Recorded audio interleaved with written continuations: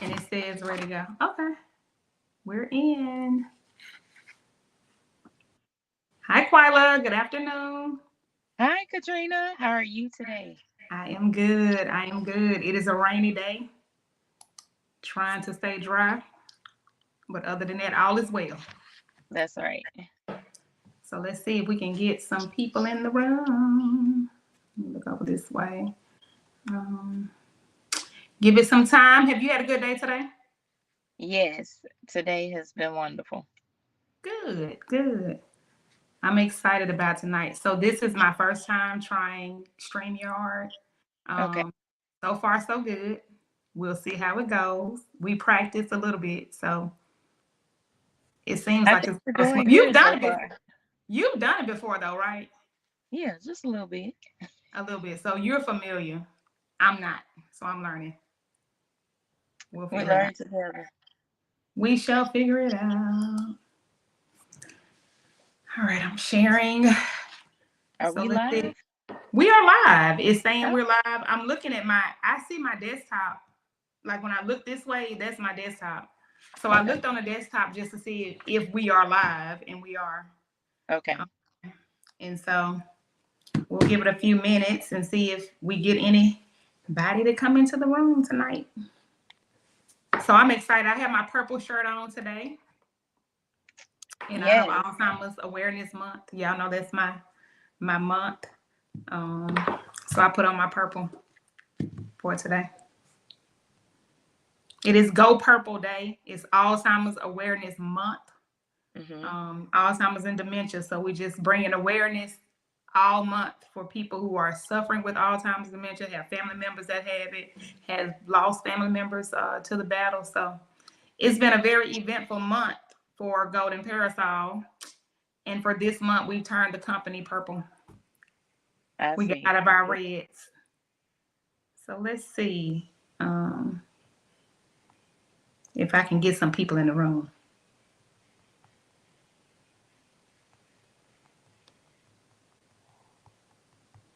Let's see. Come on. In the room.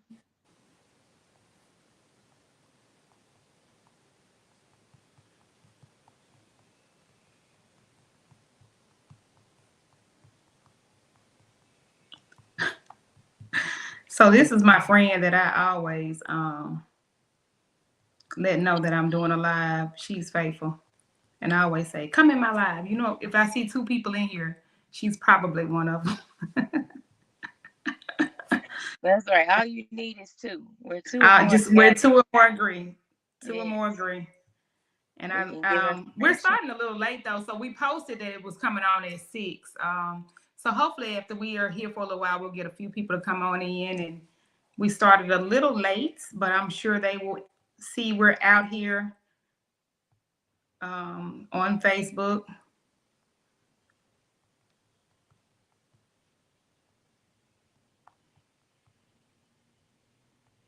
Hold on.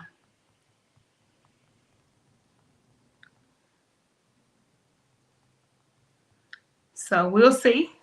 So we got 3 views so far. That's Hi. exciting. And if you are Welcome, viewing from the everyone. area, welcome, welcome, welcome in, and just type in the chat where you're from. If you want to share something about Alzheimer's and dementia while we're having this discussion, feel free to chime in on the chat. Quila, can you see the chat? Is there a certain feature I have to give you to allow you to see the chat? I can't see right now. Having to stream from my phone. Okay. I'm off location right now. Yeah, I got you at the last minute. Speaking of friends, thank you so much for joining. I can always count on you for the last minute. Hey, can we go live in yeah, sure, I don't mind. When you want to do it? 20 minutes, in like 20 minutes. Right. We're going to do it in 20 minutes. Bless your heart. And I can count on Quila. That's another friend I can always count on to just come in the room 20 minutes and you popped up in your car. So, hey, thank you for coming on tonight. Absolutely. Absolutely. Thank you for coming Anything to on. help our community and build up our community. I'm all for it. Well, good. So we'll give it a few more minutes. I see we got a few people coming in, so we'll give Okay. it a few more minutes. I'm just letting some people know that we are here, and so we got a couple of views coming in. So, and tonight, like I said, we're just going to cover some good topics. I wanted to talk about for the month of November with Alzheimer's and dementia awareness, just going over some tips for caregivers who are dealing with this at home. A lot of our clients have Alzheimer's dementia. We deal with caregivers all the time that are managing people at home with this diagnosis. So I thought it would be good and important for us to just come on live and have some discussions around it and see if we have any questions, but just go over some basic tips. So just giving caregivers tips, some things you can look for, some things you can do. Quila is here and she blanked out just for a little while. Let's see. It may have been me.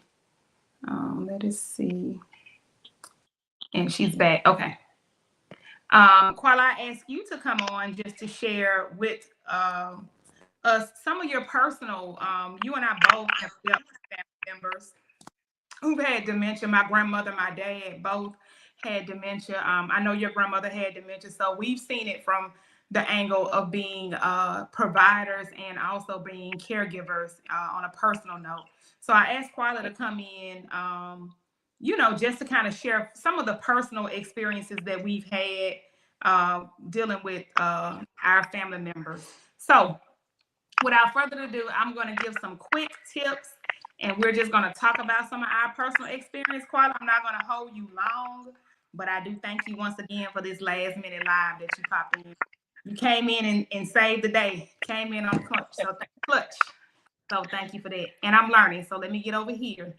So I want to just go over a few tips for the caregivers that are dealing with people. And also, when we look at Alzheimer's and dementia, there are several stages, but I always try to look at the stages in, I'm getting a lot of background.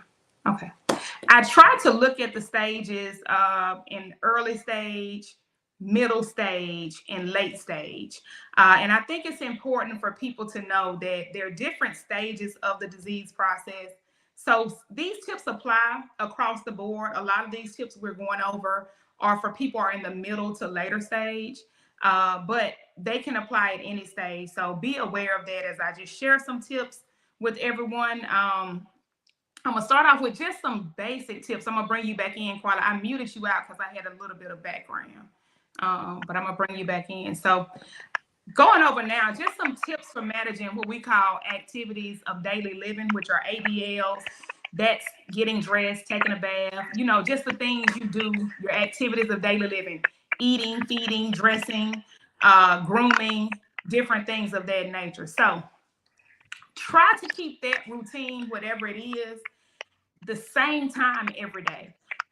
That's good for patients that are dealing with memory loss. If they're waking up at the same time every day, if they're waking up at the same time every day, if they're getting dressed, getting their breakfast, their meals, and things like that at the same time every day, that's very important. Have a routine for baths. I want to specifically go over baths because a lot of times we're used to taking a bath every day, and as people age, they may not want to take a bath every day, and that's okay. It's absolutely fine for them to take a bath every other day, but try to make that bath routine as consistent as possible. But you also don't want to make it so consistent that you have to stick by the rule that you're kind of stressing the person out or being a little bit forceful about taking a bath. But if you can stick to like an every other day routine for taking a bath, that will be good. If you say do the baths on Monday, Wednesday, Friday, it's bath day, and you repeat that every week. Monday, Wednesday, Friday is bath day. That's a good way to keep up with that routine for just basic hygiene. I'll share this. When I say don't stress over the baths, that's not a priority for a lot of people, whether they're with Alzheimer's or dementia. Most older people at a certain age, they're not doing much. They're not going out. They're not around a lot of people. So it's easy for them to go to bed and skip a bath and try it again tomorrow. And so that's absolutely okay. Another thing you can do to manage better is loose fitting clothes. Stay away from the clothes with the shoelaces, the buckles, the zippers, all of those things that are more complicated. Stick to loungewear. Stick to clothes that you can pull in. Like I have on my t-shirt today. Shout out to Tamika Brent for my t-shirt she made with, oh, let me show you. Y'all can't see it, but my company logo is on there. But the t-shirts, things like loose fitting clothes, loose fitting pants, pull-ups. We always say do like pants that you can pull up, that you're not having to zip. You can just elastic waist pull up. Those things are more comfortable. They're easier to put on. They're less frustrating for your family member or for your loved one that you're dealing with. So try the loose fitting clothes. Carla, you know that, and I know that from our background with rehab. So rehab nursing, we learn from the beginning, just make it simple and just put on something that's easy to pull over. Also serve meals that are consistent and serve them in a familiar place. If you sit down at the dinner table every day, sit down at the dinner table every day. If you pull out a dinner tray and you sit at the TV with a dinner tray every day, then that's where you do dinner. Wherever that person is comfortable, just keep those routines the same. If breakfast is at the breakfast table, but then we do dinner around the TV with our TV trays, then stick to those routines and just make it consistent as possible. Also, create a way of managing medicines. So I know everyone has seen those pill trays Monday, Tuesday, Wednesday, Thursday, Friday, Saturday. Those are great, but when you're confused or you may be having some memory changes, you may not even remember to go to the tray. So the routine that the caregiver may establish is that when we eat breakfast, I sit these pills in a cup here. You eat your breakfast, you take your medicine. So you're still managing a lot of those medication tasks yourself, but you're still creating that routine where they know I take medicine with my breakfast. If they're in the early stages and they can use the medicine tray, by all means, use that medicine tray. And they have gotten so much more advanced. There used to be one single tray. And then you would have to buy three if people had morning, evening, morning, noon, and evening medicine. You would have to buy three different trays. But I was in CVS the other day and I noticed they have the most complex trays with multiple levels of times and dates on them. So they're good to have. Also, plan activities that that person enjoys to do and plan those activities again at the same time every day. And if you don't get anything else from this, get the fact that you have to create a routine, you have to create some type of structure, and you have to stick to that. The more structure and routine you have, the better. The better. Okay. Last but not least, with the ADL tips, I'm going to tell you help them write down appointments, write down to-do lists. If they are still in the early stages and they're able to write down appointments and to-do lists, help them do that as long as they can. Keep a notebook, keep calendars nearby. That helps them stay abreast on everything going on. Okay. So those are just a few tips for managing ADLs. Quality, you want to chime in while I roll over to the chat and comment some? Sure. I just want to back up and comment from the caregiver standpoint of how, um, as your parent or loved one is aging, it's important to be mindful of um their transitioning as they grow older. Um, Yeah. because sometimes when the I won't say dementia, but when they begin to forget things, we tend to miss the important things, and miss that this is going on because we're not attentive to um every detail, or we're not around them as much Mm-hmm. or as often. And I know everyone has busy lives, but we have to be intentional about spending time or just showing up, or start asking questions about their doctor's appointments as their age, because they can hide it. Like, things are, I know from our family standpoint, we didn't even realize that there was a problem till the problem was, you know, advanced. And then at that stage, we had to do something and like transition my grandmother from a whole nother state, work through all her insurances and transfer that to Mississippi, which a lot of times other states will provide more benefits than the benefits they, are able to receive here in Mississippi. So, being aware of what's going on with them in the early stages as they begin to transition and grow older. Um, I even told my mom at 60, like, I need to get involved with your doctor's appointment because they do. You It retire and you begin to forget the daily things because guess what? We've had the routine of work, home, mhm, caring for someone else. And right. when that changes as you grow older, you tend to forget about caring for yourself.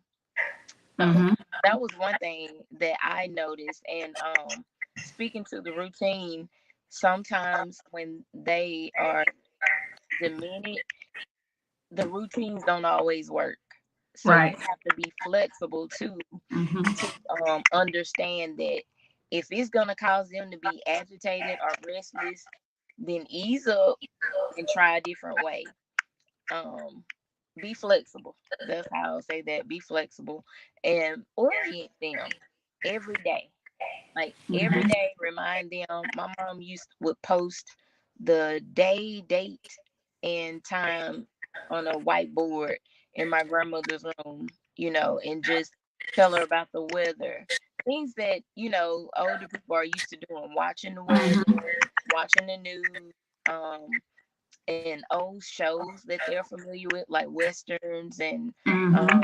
different things. So just trying to make it a familiar atmosphere and environment for them, you know. Absolutely.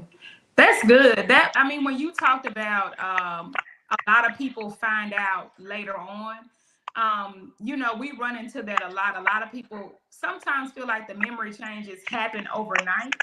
Yeah. But when seniors live alone and no one's with them every day, and you don't see what their daily routine is, it's hard for you to pick up on, when they're getting confused because they can remember, a lot of things. They remember who you are. They know to go to the door, and it seems routine. But then if you're not really paying attention and you're not there, you don't see the minor things that they're doing that's a little different. And then even when they do it, sometimes you're like, oh well, that was just, she forgot where she put this, and you kind of pass it along.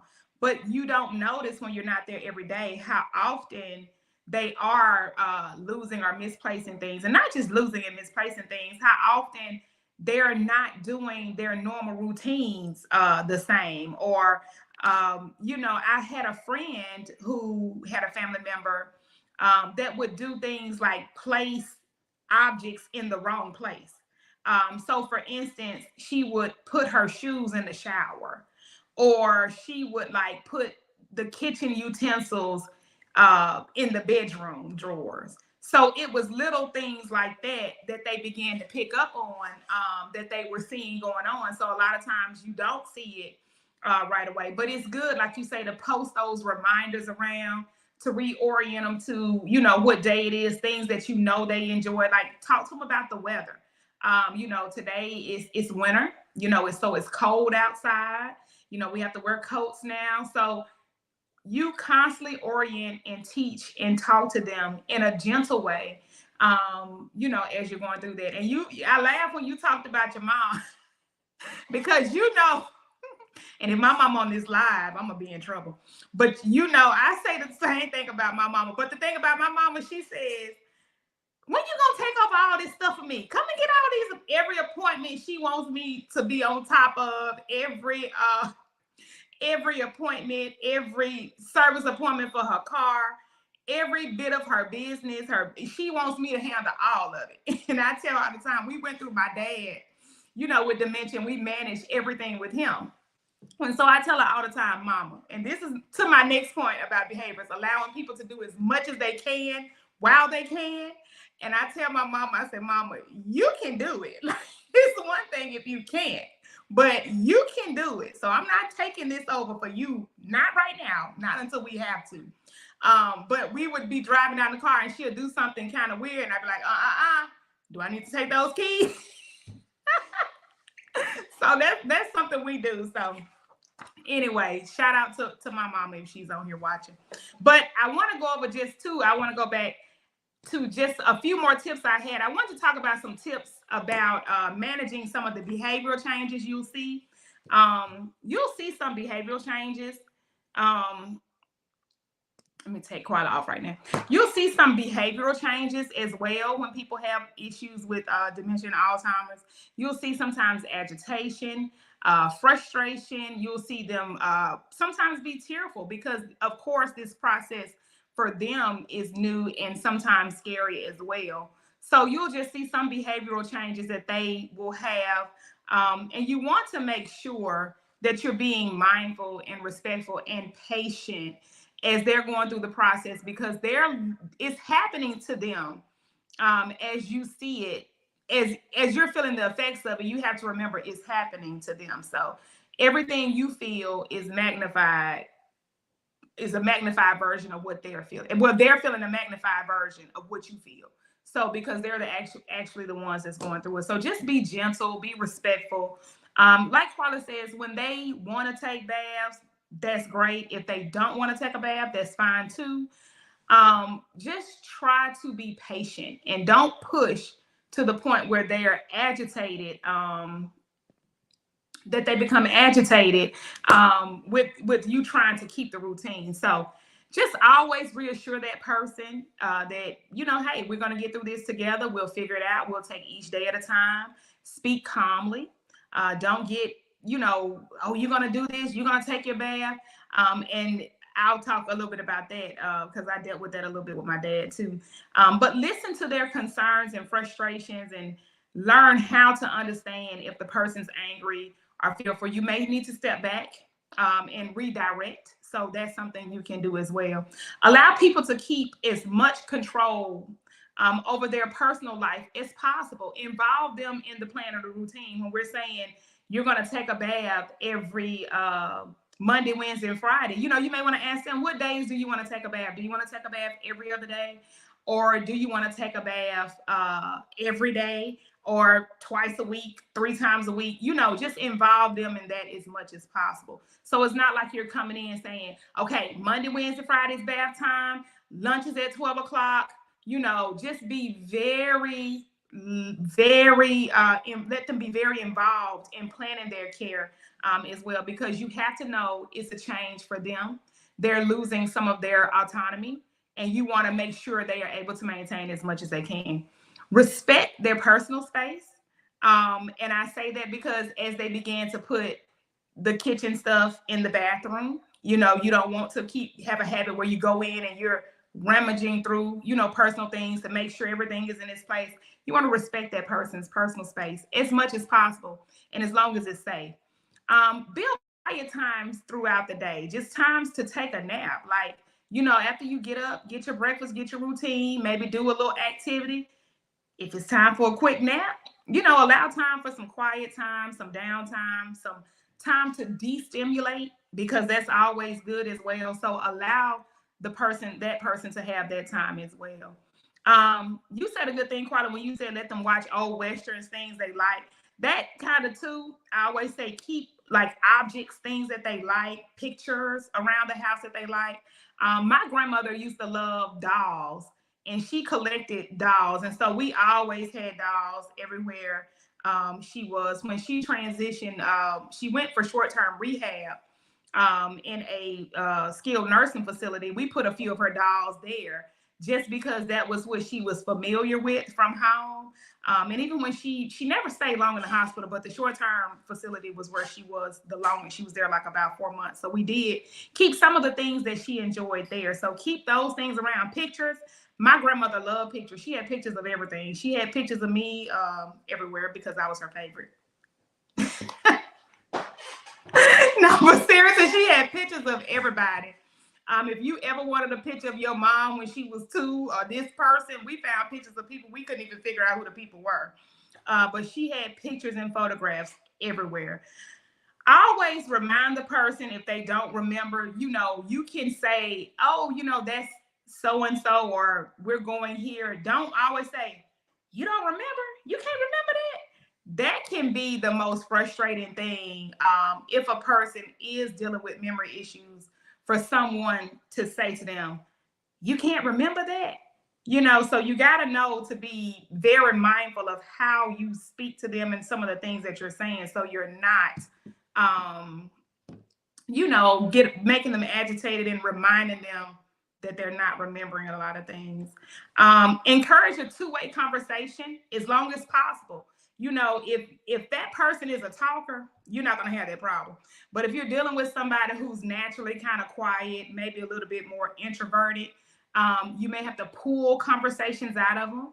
So you want to just make sure you engage in a lot of open-ended conversations so you can have that two-way conversation. And also, last tip about managing behavior is try to do distracting activities as much as possible to keep down with any agitation that they may have. So try to maybe bring them back around to doing some type of coloring activity, or some type of TV, or something they like to do. A lot of things, and believe it or not, you all, a lot of seniors are liking these iPads and these devices. A lot of people are, not computer savvy or computer friendly, but a lot of people I find now are really getting into the iPads and the touch color with seniors. So if you can get them an iPad and get them to engage in that, or whatever activity they like. If they're still active, they can still walk. Go walking. That's the easiest activity you can do. Go walking. I know a lot of seniors like to garden. And so they can go out and plant things in a garden. And those are some things that will help them keep their routine, help them keep calm, keep them kind of not anxious, and it helps them feel like they're still able to do the things that they're used to doing. So, any more tips, Paula? Did I cover a lot of them? You did. You covered some great tips. And I like how you when you referenced about what I was saying about watching the westerns, it made me remember that often one of the main things that older people who are experiencing confusion or dementia like is reminiscing. So that's Mm-hmm. where like the Yeah, old pictures and the old TV shows that they're familiar with from years in the past come into play because they love talking about the things that they can remember. absolutely. And my ears were tingling when you said the word remember, about don't ask him, you don't, or don't reference, you don't remember that.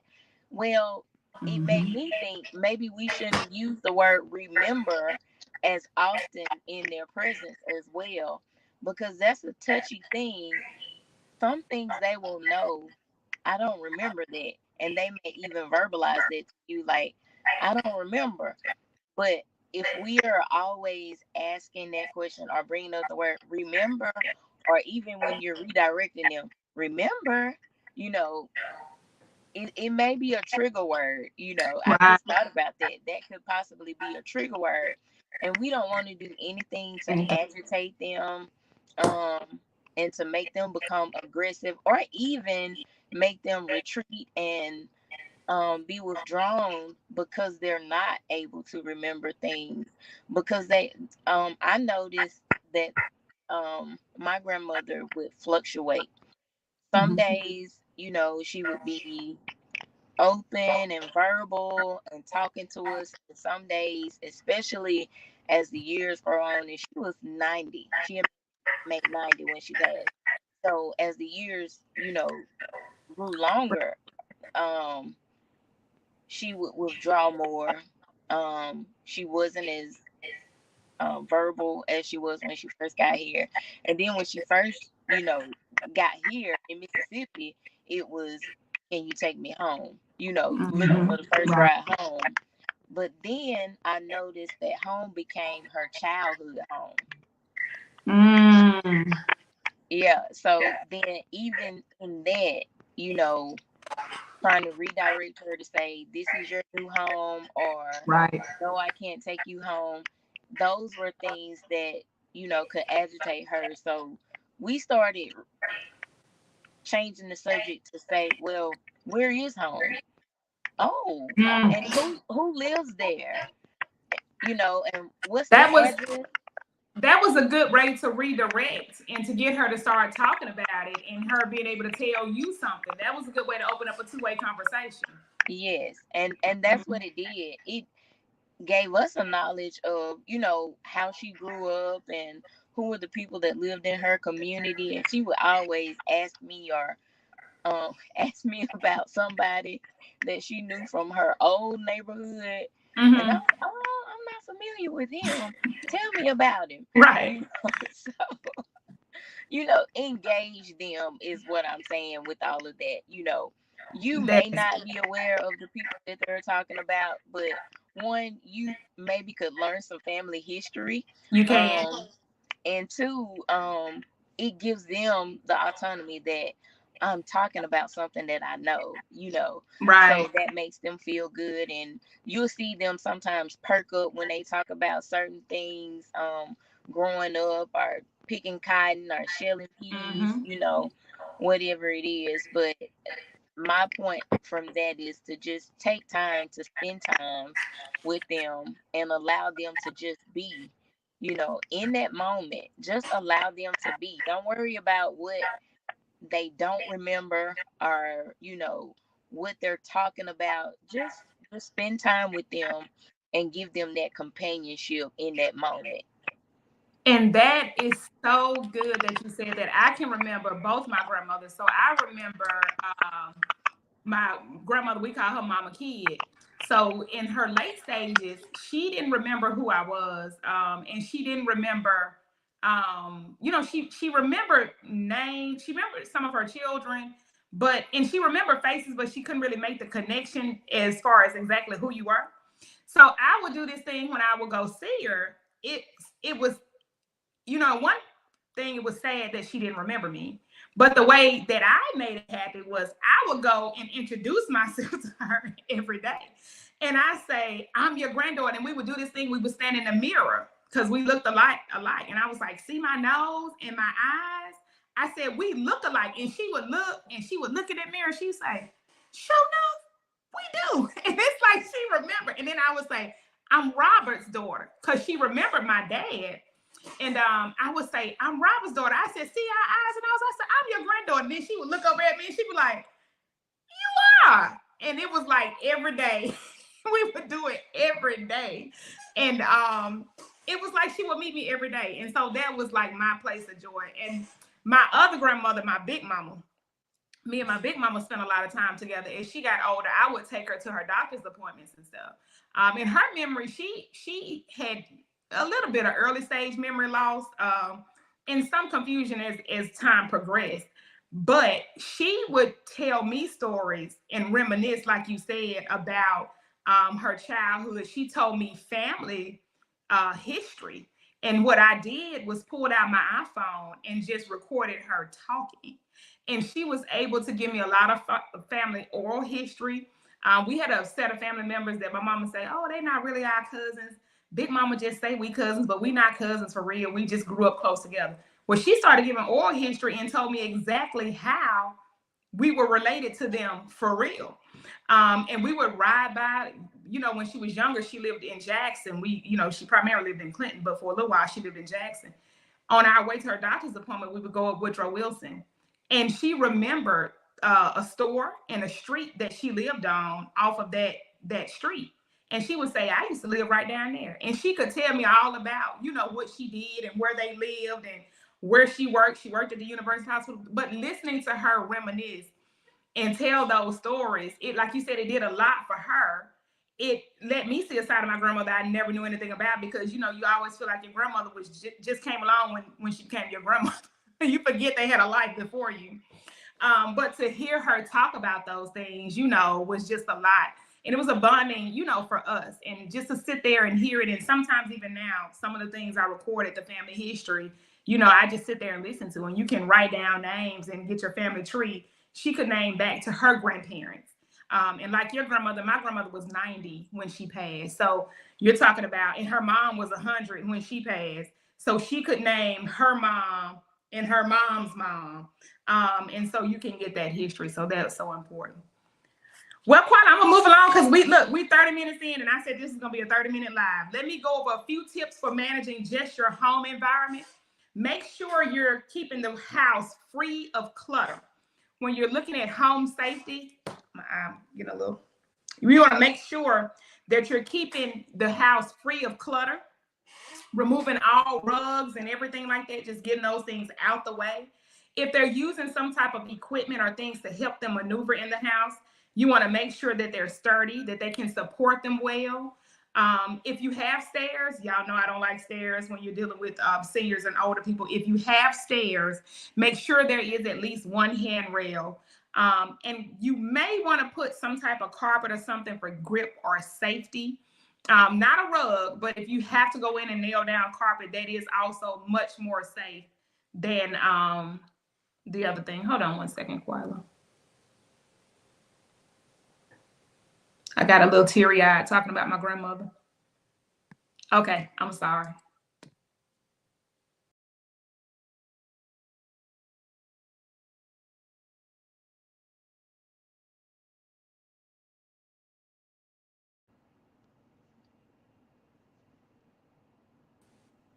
And I got a little, okay, I learned something new on the feature. Could you hear me when I muted out? I'm sorry, I digress.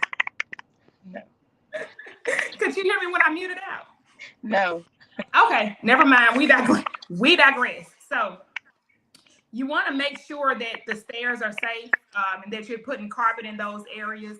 You also want to make sure you look at things like the plugs, make sure that they're covered. And that's more so when you get into the late stages. Make sure you have those electrical outlets covered. Make sure you have all your cleaning items and things like that put away. Make sure all rooms and areas that they visit have good, or that they go to, are very well lit and have good lighting. You don't want it to be dark and dim so people are bumping into things. So you want to make sure those, pathways are very clear. And also remove any curtains, rugs, busy patterns, anything with checkerboard. And you know how they say some things can stimulate and make you a little dizzy. You want to remove that stuff. Lock up those cleaning and household products too, because I do also know a family member, a friend of mine whose family member would put cleaning products in food. So you want to make sure you're putting those things out the way. So the home environment is important. Just making it conducive, for them as they manage is a good thing to do. All right. Did I leave I out anything, Quila? I agree with everything you said. I was thinking the only thing I would add is maybe possibly doing like, and this goes along with your tip related to the home cleaning supplies and things, to kind of make sure Mm-hmm. you're doing an inspection um of the That's home, good. or the area where the your loved one is mainly staying, because sometimes they tend to kind of hoard or hide things, and just kind Yes. of unaware, they'll just put Mm-hmm. things away and kind of hide things, and you can be looking for something or they can be looking for things, and you just never know. So just maybe make it a routine to once a month, once a week, kind of do a walkthrough, take Right. inventory of the things that were in the home and that may be in the home now, or things that you've given them, just in around the area, kind of, just taking inventory around their area and making sure that you're not finding things that they've hidden, like food, because sometimes Yeah. they don't hoard food, maybe just put it in a paper napkin or in cups and things, and stick it under their bed, behind their bed, under their covers. You just never know, because when the mind is not operating in the correct manner and the brain is not firing the way it's supposed to, sometimes we just tend to do things that are abnormal to the people who are, thinking correctly or properly, but to the person, it could seem like a normal thing, like they're doing the right thing. So I Right. think taking inventory and kind of doing an inspection of their home or their area on a routine basis would be a good thing. That's a good idea. It's always good to take an inventory, like you say, just to see what's what and just to make sure everything is you know, where you left it and make sure they're not hoarding things like food because um there was a time in my grandmother's drawer she had peaches and those peaches had been there a while and we were wondering where the gnats came from. Peaches in the drawer. And so they do things like that. Like you said, they keep food in napkins, and different things like that. So you want to make sure. But again, paying attention to that personal space, making sure you're not going in, like they used to do the room checks in the dorm. But just make sure you're not going in, taking everything loose, but respectfully going through those things. Yeah, Okay. that's Good good. tips. So I'm gonna go. I got one more thing. I have to give some just tips. We talked about how to manage our family member and loved one. Let's just talk about some tips for the caregivers themselves because we need support in this as well. That's right. When I was thinking about how on one of the tips it said when managing behavior, um, don't be really, what was it? Don't be argumentative. Yeah. Allow them to do as much as they can for themselves, allow them to make decisions. Um, and I was thinking about that as I was thinking about my dad, who my approach with him, and I mean, I knew better. But for some reason, my dad and I had always we're the same personality types, and it was always you gonna get in the tub, like we gonna do this today, And I saw the effects of that later when he became later in the stages that I needed to pull back from that, and that making him frustrated and angry was not, the route to take. And Right. in the beginning, the funny thing about it, when he finally I wouldn't want to say submitted, but when he finally kind of let me take the lead, he would laugh every time I told him to do something, but he would go on and do it.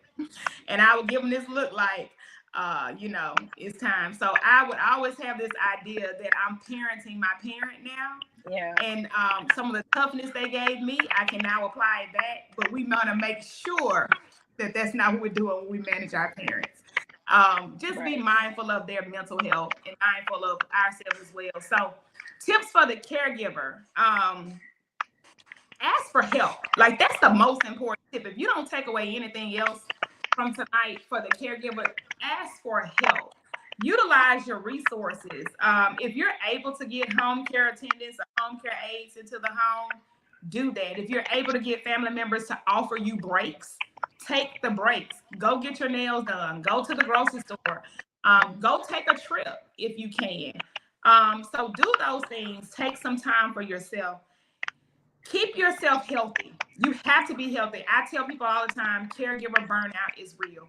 We're always taking care of other people, and sometimes we forget that we have to take care of ourselves. We're fixing breakfast, lunch, and dinner for them. We may not even eat ourselves.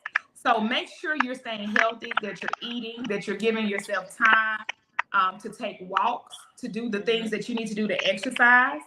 Do some of those things so you're making sure that you're staying healthy. Don't overexert yourself. I hear families. I've come with in contact with a lot of families who are doing things, that they feel are helpful to the client, but they're very unsafe for themselves and the client. I.e., if you have a person that's kind of bedridden, if you're physically picking them up, that's not safe for that person, and that's not safe for you. But that's by far a time where you should ask for help. If you can, and if you do have time, join those caregiver support groups or get you a group or community that can help you through this because you'll be surprised what you learn from other people who are going through the same thing. They give you some very great tips. A lot of things I learned were from other people that were going through the same things that I was going through. So take a break each day. I tell everybody, take a break. Like whatever you do, even if it's while they're taking a nap, you do something, take you a break each day. Spend time with friends and keep up with your hobbies. Again, if you can get some type of respite care or some home care assistance, do that because that gives you time to keep up with some of your hobbies. And also spend time with some friends if you want to do that. Again, exercise as much as you can. keep yourself healthy. And if you need to get help or some type of counseling therapy or seek some type of help from a mental health professional, by all means do that, because this is a very stressful situation. And sometimes you need to be able to talk it through with somebody. So if you Yeah. need the help of a mental health professional to help with some things like stress and anxiety, to give you some coping skills, by all means tap into that as a resource as well. But it's important as caregivers that you take care of yourself, because you have to be able to take care of that person. All right, Quila, any last minute thoughts? Those are all good tips, Katrina. You gave us a jam pack of tips today. Um, I would just leave everyone with this. If Make sure that you are, like Katrina said, taking care of yourself as a caregiver. Don't be afraid to reach out to other family members and ask for help, or even your church, your local church, or home care agencies such as Golden Parasol. If nothing else, we can help lead and guide you, give you information for resources, tips, the tips that we've shared today. We can also, provide those at a need basis. Um, and our email is info@goldenparasol.net. You can reach us there and someone will get back with you, and provide answers to any questions that you might have. Absolutely. We are a home care agency here in the Mississippi area. We are servicing clients in central Mississippi as well as north Mississippi. And we can be reached via email, like Quila said, and I will put that into my banner because I'm learning StreamYard very well. I hope y'all enjoyed my StreamYard, my first day on StreamYard. It's been fun for me. But our email is info@goldenparasol.net. I'm typing as I talk. And I'm going to also put our phone number in here so you can have that as well. If you ever want to give us a call at the office, you can also reach out to our company at 601 988 3080. Quila is actually our community care coordinator. So she will be the one talking to you to help you get through some of the process if you're looking for services, or if you just need help with trying to figure out what you need. We are absolutely here as a resource for you. We are both case managers and we can help you out on this journey. Again, you can reach us at Golden Parasol at 601-988-3080. If you're not already on our Facebook page, go follow us on Facebook, Instagram, and I also have a new YouTube channel where this live video will also post over to our YouTube channel. All right. Well, we won't keep you all long. Thanks for coming in. For the viewers that came in, if you have any questions, leave it in the comments and we will go back after this video goes off. And if we see any questions, we can respond to you in the messenger. Quila, thanks again for the last minute live. Absolutely. Thanks for the last minute live. Tamika, I see you're on. Thanks for the last minute shirt. Oh, it's backwards. Let me stand up. Golden Parasol. Thanks for the last minute shirt for my Go Purple Day. And I broke out my purple frames. So I was purple all day. It's been great. You all have a good night. Good night. Good night.